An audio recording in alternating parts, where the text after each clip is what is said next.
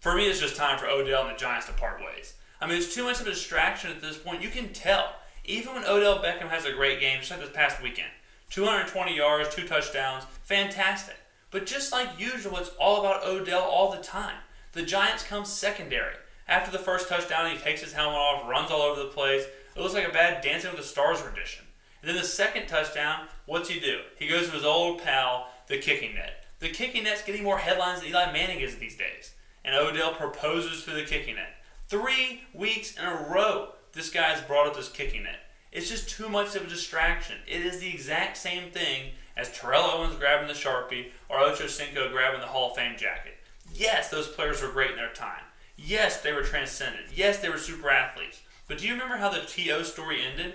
It ended with him doing sit-ups in his driveway. And unless Odell Beckham wants to be doing sit-ups in his driveway, he needs to put the team first before he's the first person off the team. Odell Beckham Jr. is a diva. He is self-centered. He is egotistical. Just like a bunch of other receivers. And just like those receivers, if he doesn't get it in check, the team will not survive. It's impossible. Short term, great. 1 game, 220 yards, 2 touchdowns, fantastic. But you can't have a whole season of that. You can't have multiple seasons of that, or your team will burn out. Just like with T.O. Yes, he had 1 great season with Philadelphia where they went to a Super Bowl. But his season never ends with a trophy. It just ends with headlines and drama. And that's New York every game. It's not how the Giants will do. It's what will Odell do. I would trade him immediately so Big Blue can get back to winning Super Bowls and get out of the front page of the Daily News.